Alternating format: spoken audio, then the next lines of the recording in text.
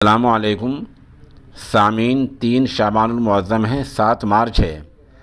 उत्तर प्रदेश के चुनाव के तमाम दौर पूरे होने जा रहे हैं। आखिरी जो दौर था, आखिरी चरण था, वो अभी चंद मिनट में पूरा होने जा रहा है।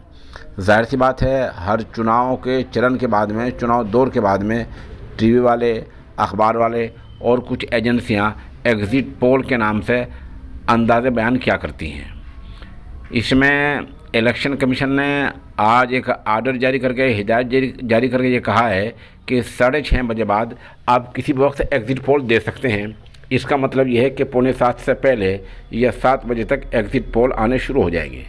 ज़ाहिर सी बात है, जो अखबार या टीवी वाले बीजेपी एडिशन है, योगी एडिशन है, योगी एडिशन से हमारी मुराद वो अखबार है जो पिछले 4 महीने से यूपी की हर खबर ऑनलाइन आप देखें, उसकी खबर यूपी वाली योगी की खबर से शुरू होती है। उस अखबार का नाम है योगी एडिशन। उधर जहाँ तक आप टाइम इज़ नो की बात करेंगे, ये योगी एडिशन और टाइम इज़ नो यही कहेंगे कि बीजेपी अक्सरियत के साथ आ रही है।